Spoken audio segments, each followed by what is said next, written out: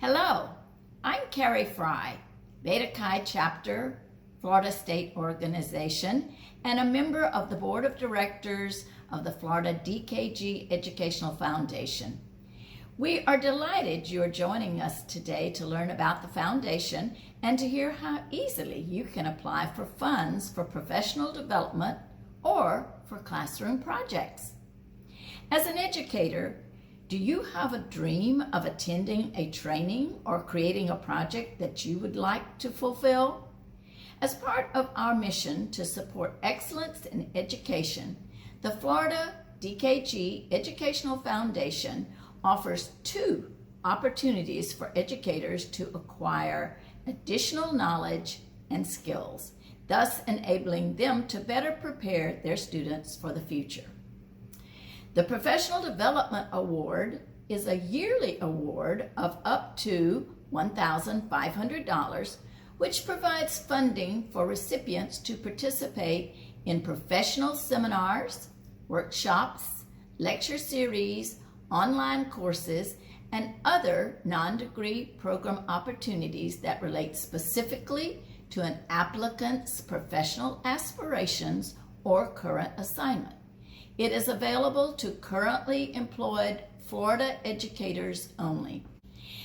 The foundation also provides funding through an educational grant to cover costs for activities designed by educators, such as classroom projects, including materials, supplies, equipment, guest speakers, or follow-up activities that support previous professional development.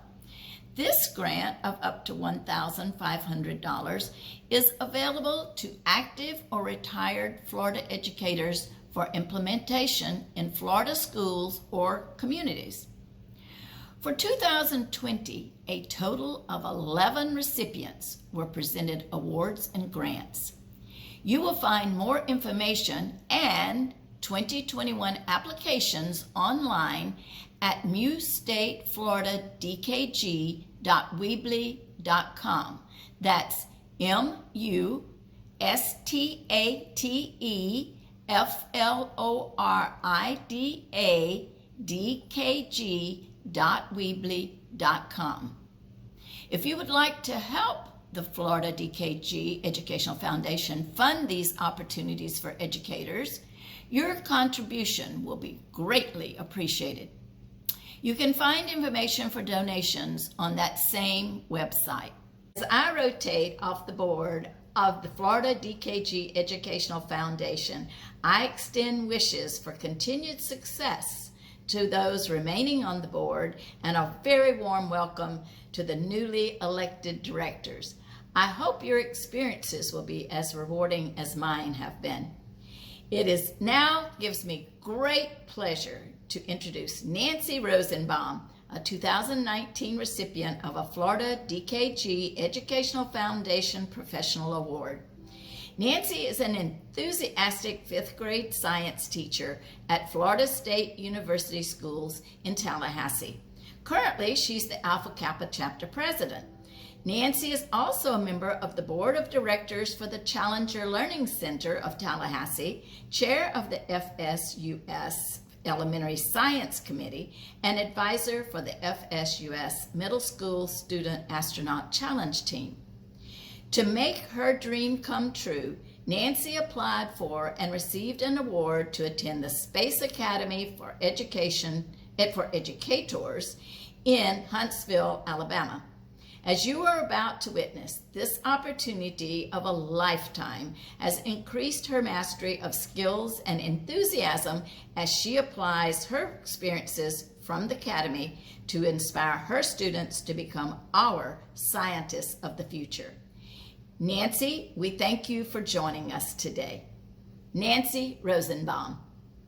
Thank you, Carrie. I am thrilled to be here today to share my experience from Space Academy for Educators with my DKG sisters. Carrie is correct. This was not only an opportunity of a lifetime, but a dream come true. For years, I wanted to attend Space Academy for Educators, but did not have the means to attend, as this is a costly experience. In fall 2018, I attended a session hosted by the Florida DKG Educational Foundation at the Florida State DKG Fall Workshop. I was surprised to hear how generous the Educational Foundation is with their Professional Development Awards. As I continued to listen to their presentation, I knew that I would be finally applying to go to Space Academy for Educators. This is a wonderful opportunity for you to take a moment and think of a dream professional development opportunity or a class project that you want supported, because the Florida DKG Educational Foundation can help you make those dreams come true. I've been asked to share my experience of Space Academy for Educators with you. This was a 6-day, 5-night training held at the U.S. Space and Rocket Center in Huntsville, Alabama. I thought I would take you on a journey of my 6-day adventure and maybe inspire you to want to go too. The first day of this trip was spent driving from my home in Tallahassee, Florida to Huntsville, Alabama. While the kids stay in Space Camp dorms during their time at the U.S. Space and Rocket Center, educators reside in residence halls on the campus of the University of Huntsville, Alabama. The first thing I did was get fitted for my flight suit and receive a backpack full of Space Camp gear. When I wandered up to my room, I met my suite mates for the week. Both of them were elementary science teachers, one from Kansas City, Missouri, and the other from Vancouver, British Columbia, Canada. We already had so much to talk about. All of us were so curious to see what education was like in each other's home city.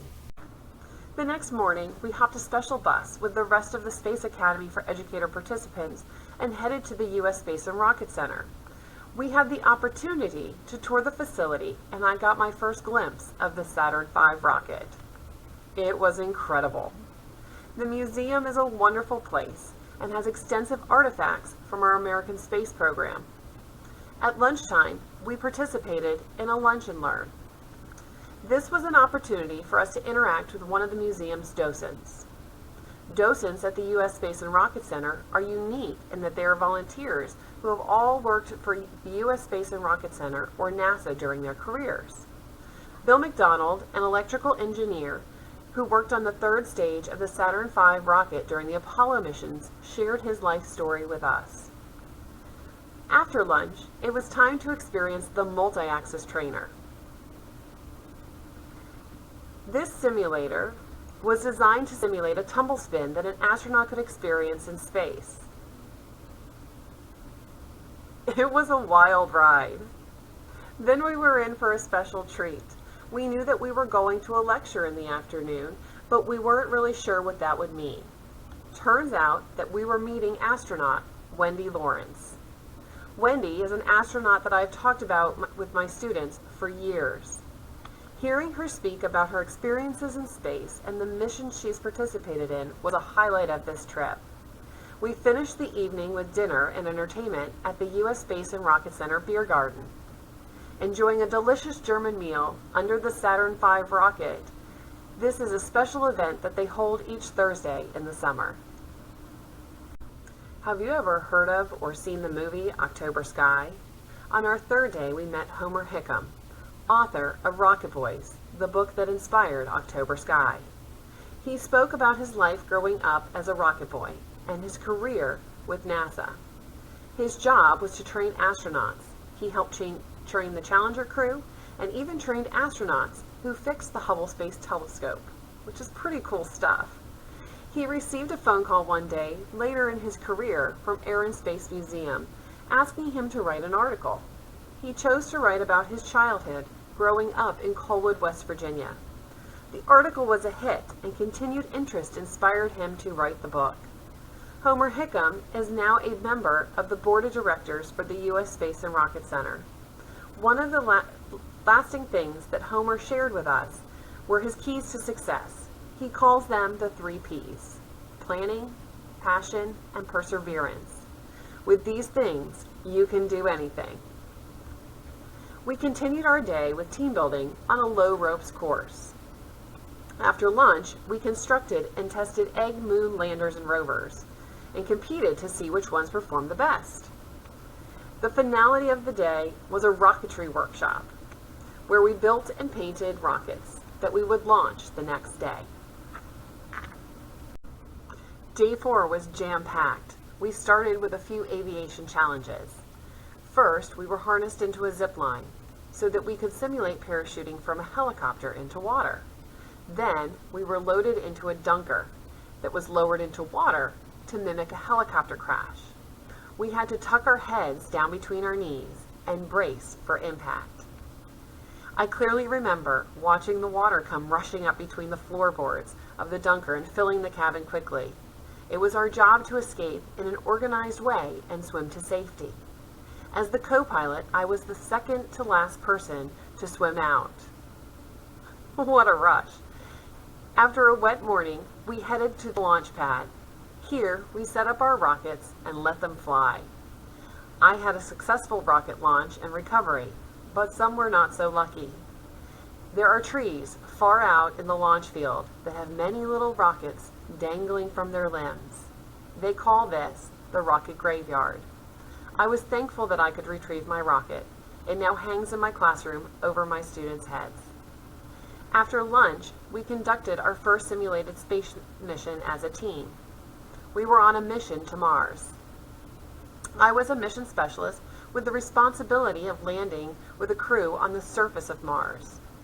We would conduct a spacewalk, and I would complete a gas exchange, transferring nitrogen and oxygen from our lander to the Mars habitat.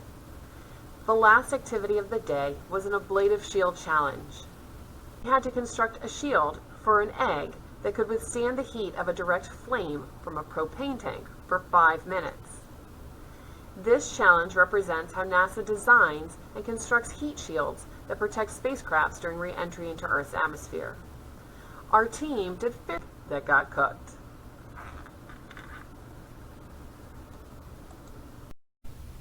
The fun continued on day 5 when we headed to the 1/6 chair.